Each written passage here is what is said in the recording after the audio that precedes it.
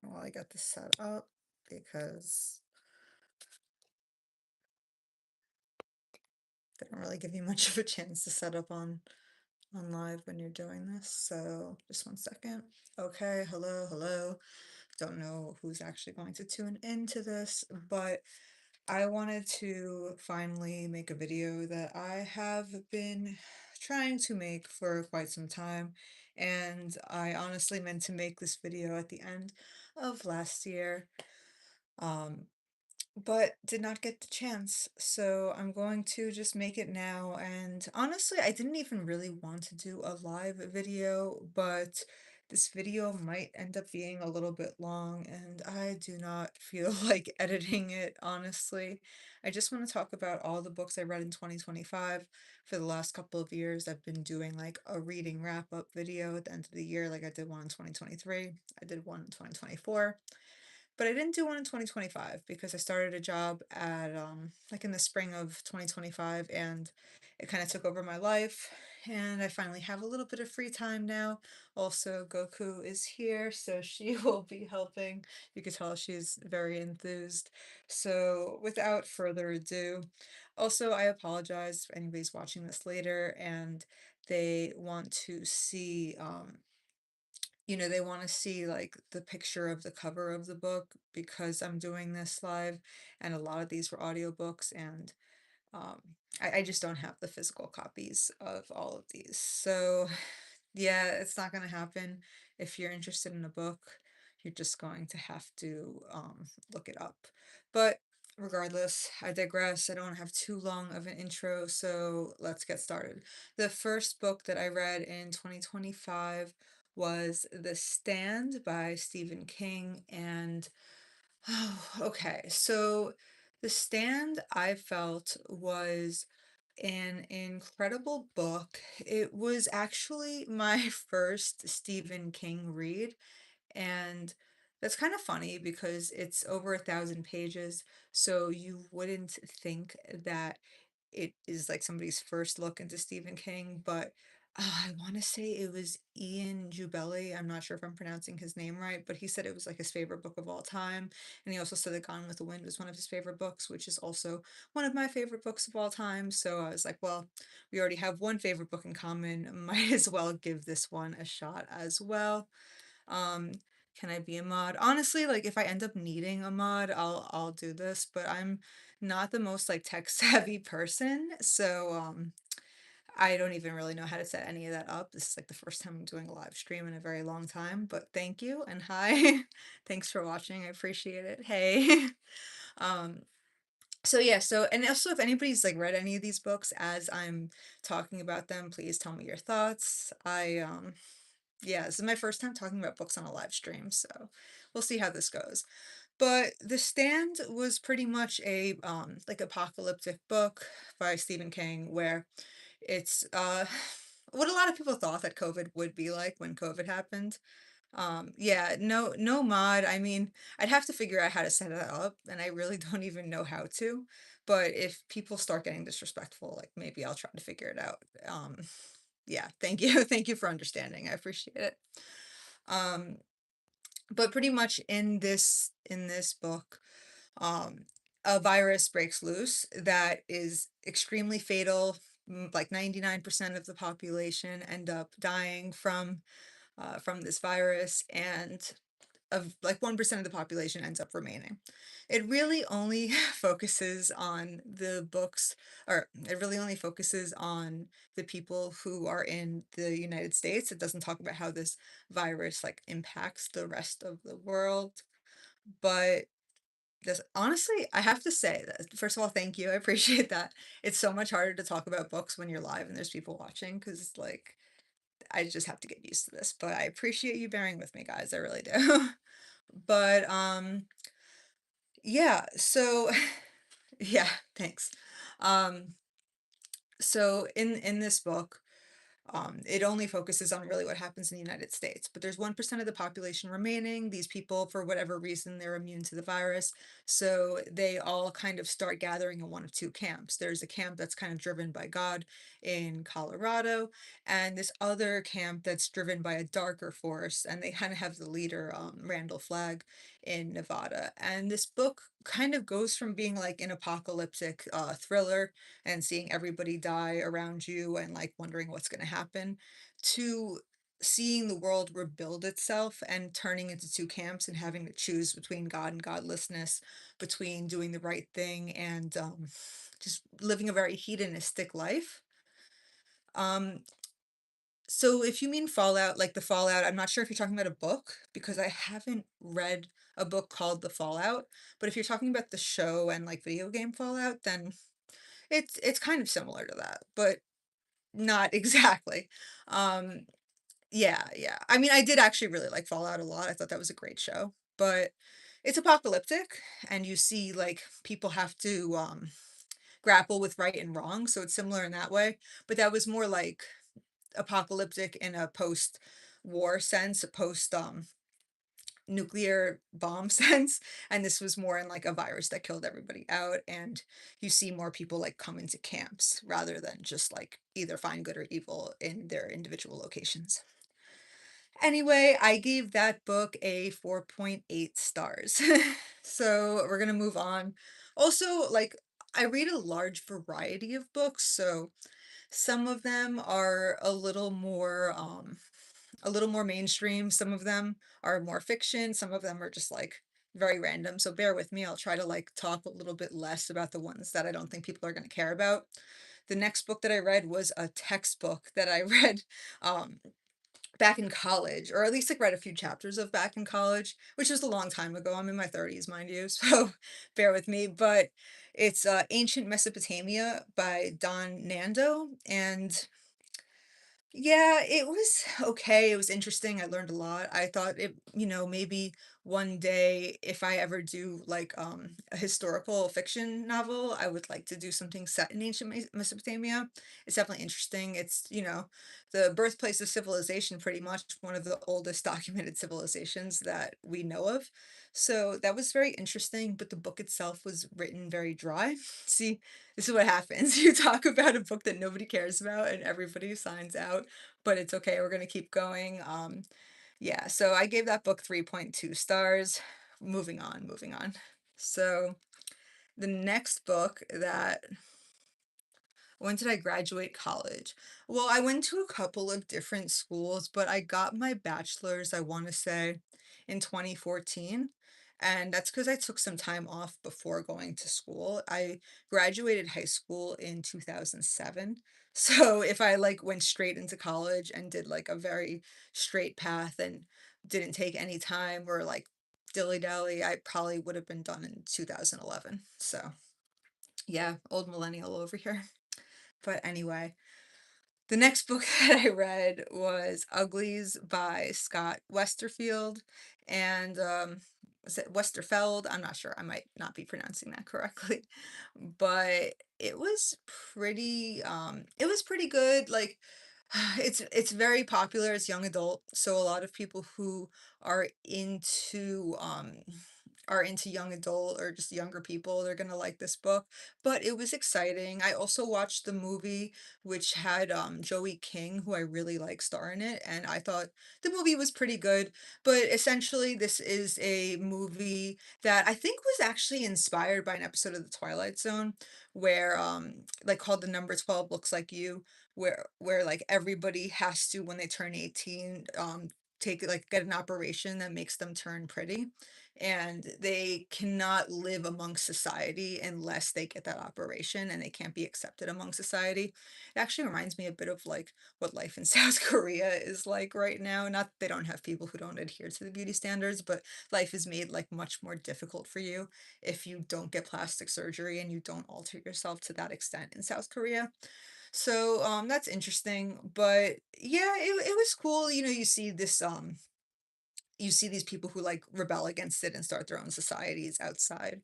And I thought the concept was really cool, but the execution, like, the writing wasn't incredible. You know, the unfortunate thing about talking about books that I read in 2025 is that I read them so long ago that it's hard to get incredibly in depth, like, on what I thought of these books because I don't remember, like, I don't have all my notes pulled up anymore, sadly, but, we're gonna keep moving on. Oh yeah, and I gave Uglies 3.0 stars. I did get the sequel Pretties, so I mean, I clearly liked it enough to want to read the sequel, but I just didn't think it was like that incredible of a piece of literature to give it a higher rating. Um, okay. It's giving me this prompt to do like a question and answer sticker. So let's see. Superpower. Okay. I don't know. We're gonna delete that because that's totally irrelevant. But I'm learning. I'm learning, guys. Bear with me. The next book was the audiobook by Molly Burke. I know it's funny because she ended up releasing another book later in 2025, but I read this. Oh, thank you. This is Goku. I'll take her out if you want to see her. This is my baby. I've had her since she was. Oh, wait. I've had her since she was. Oh, her nails stuck. Come here. Since she was about 3 weeks old. She's so cute, right? But yeah, the book that I read by Molly Burke was called It's Not What It Looks Like, and it was a quick audiobook about her life as a blind person turned into a blind influencer. I'm not going to say too much about it because it wasn't it wasn't written like I feel like maybe there was a ghostwriter involved or she kind of read it because she kind of wrote it because she got a deal and, I don't feel like the same level of effort that she put into her full-length novel went into that, but it wasn't bad. It was definitely, interesting. So I'm gonna put her back so she can rest. But anyway, I love Molly Burke. I think that the book was pretty good. It's just that reading like her full-length novel later on, there's no comparison between the two. And oh wait, 1 second. Yeah, there's no comparison. So I'm just gonna say I gave her audiobook 3.7, which really isn't bad, but her next book was better, which I'll talk about shortly. The next book I read was a self-help book, nonfiction, called Essentialism by Greg McEwen. And I actually thought that was one of the most helpful self-help books I'd ever read up until that point.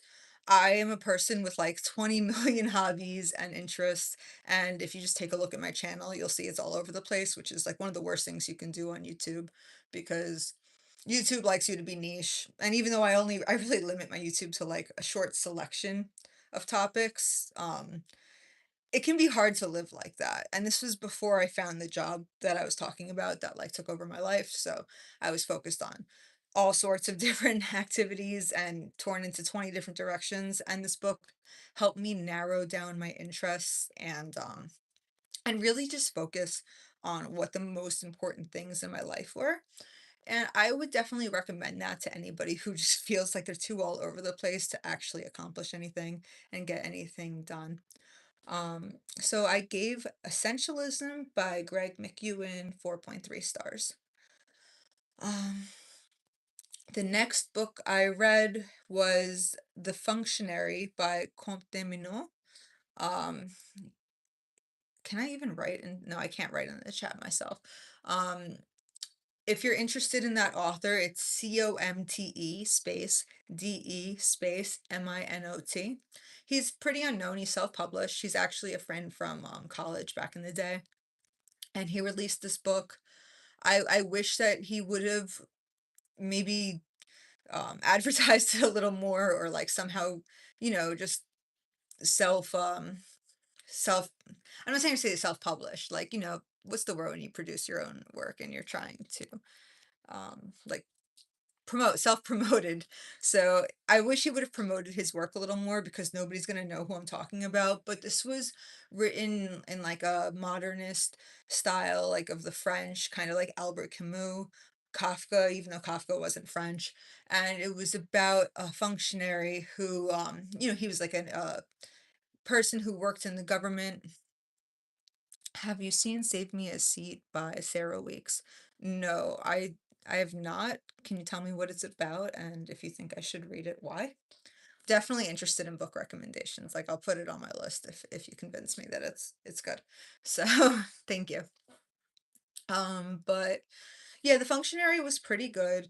I didn't love it, but it read more like classic literature and it actually gave kind of like it felt like there was a point to it, which a lot of modern literature is missing. It had soul to it, and I really appreciated that. It was pretty much about a government employee whose job is to like enforce the law in civilization, not like a cop, but like, inciting citing tickets for violations and stuff like that. And pretty much pretty much like he got so carried away with his job that he let it corrupt him and make him go crazy and go against law and order in the pursuit of following law and order. So there's that bit of like Kafka-esque irony in there. I gave it 4 stars.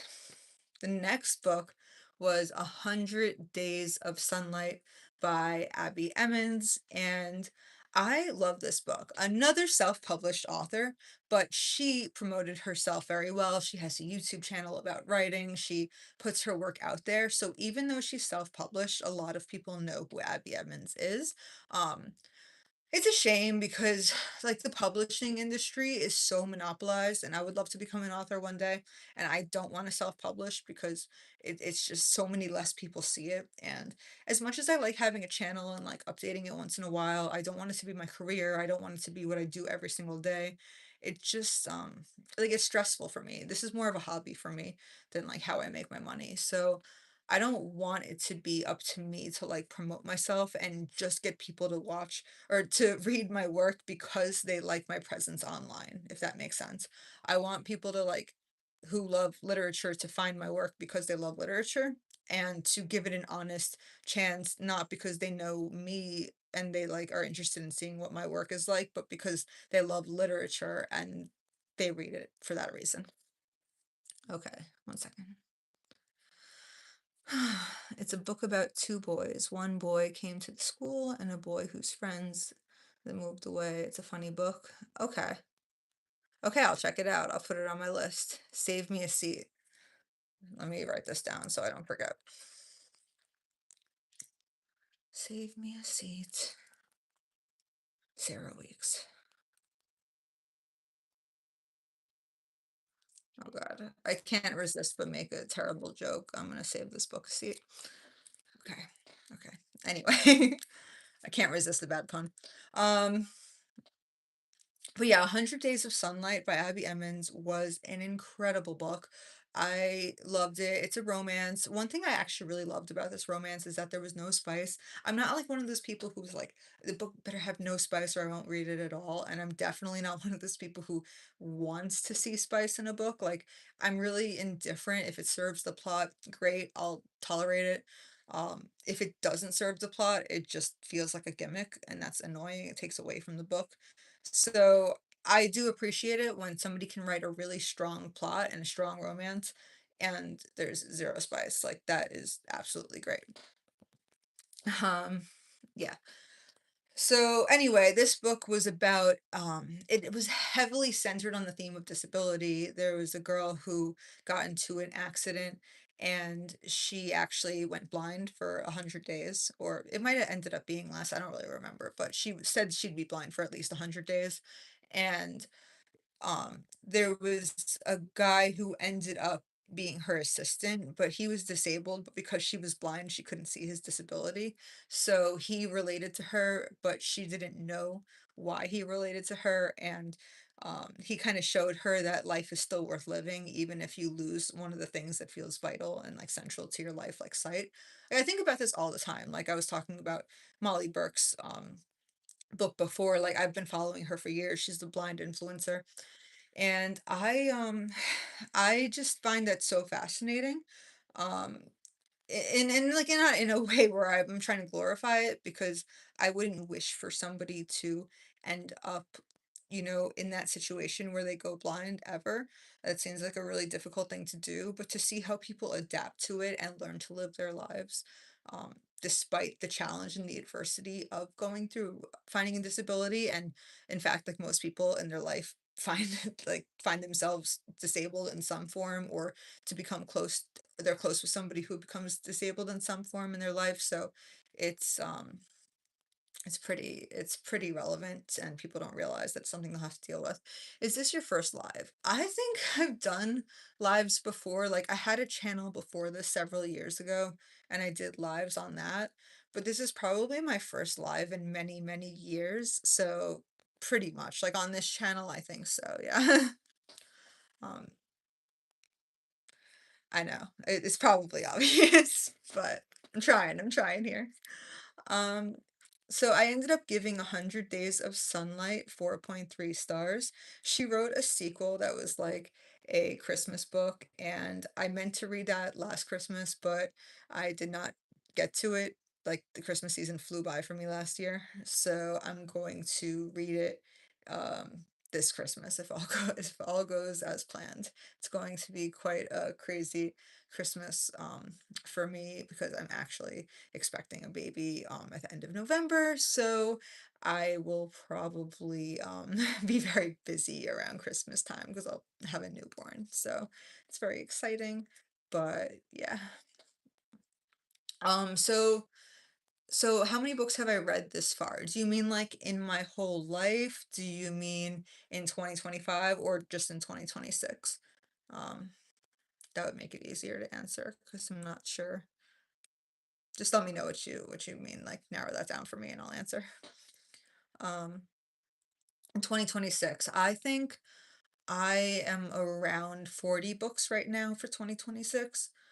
Um, a lot of them were audiobooks because I was driving a lot for work, and a lot of them were short.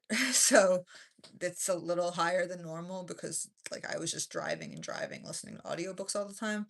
But I'm happy with it, you know? I don't like to, I don't like it when people just, like, read for the sake of saying how much they read, but if you're reading because you love to read and you end up reading a lot, like, that's great. Yeah. Okay, moving on. The next book I read was a book called Suddenly Silent and Still by Nin Mok. And this was actually somebody who befriended me on Goodreads. She was like promoting her book and she asked me if I could read it and review it, and I did.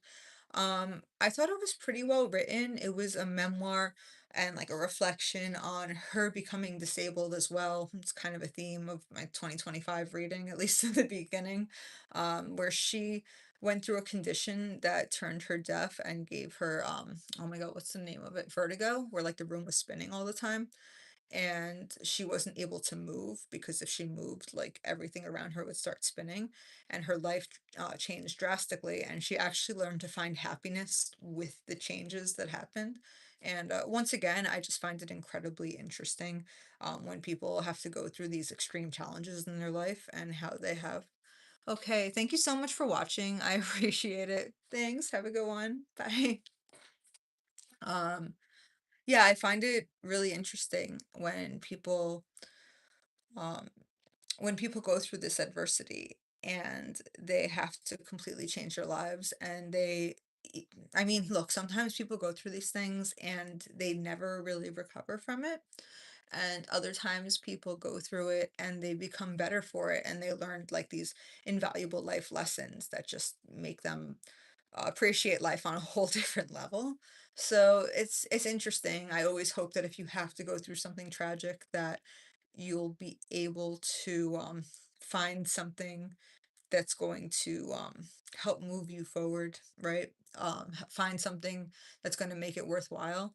I really hate to see people, because I've known people who have become disabled or gone through like these hardships and just let it like make themselves become bitter or miserable.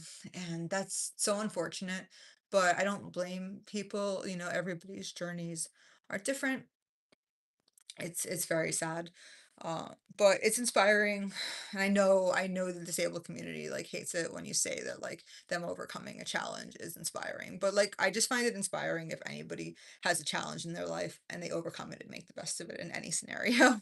I'm not trying to like offend or insult anybody. Like it's just something that have a lot of respect for, is when people can make the best of a difficult situation.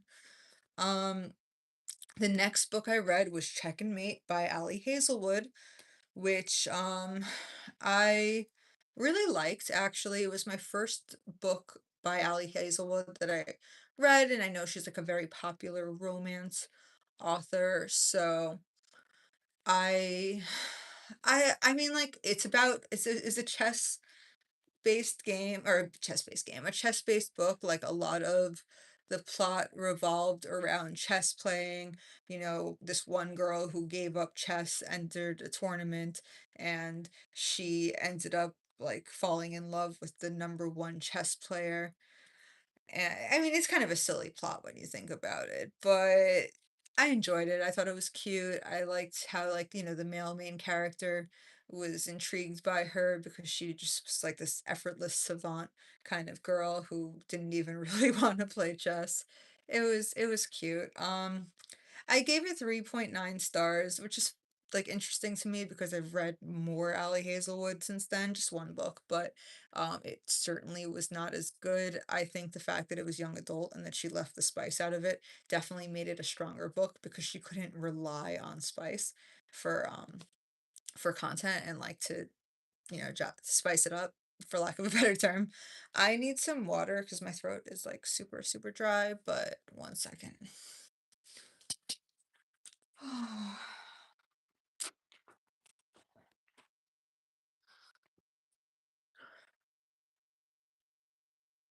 What I might do is like publish this after I finish. No, you know what I'm actually gonna do? I'm gonna do this in parts because people have like it's dwindled down now. There's not as many people watching anymore. So I'll do one more book so I have like this 10 books at a time and then I'll like restart it if there aren't more people in here just so it picks up again. But the next book that I read in 2025 was Geisha: A Life by Mineko Iwasaki, and that was a memoir of this woman's life as a geisha in Japan. Like I said, I read these so long ago, I don't remember them too well, but I did find this book to be extremely interesting, extremely honest, extremely insightful, and I enjoyed it enough. Actually, I rated it pretty high, so I must have enjoyed it more than I even remember. Um, I'm always fascinated by Japanese and really just Asian culture in general.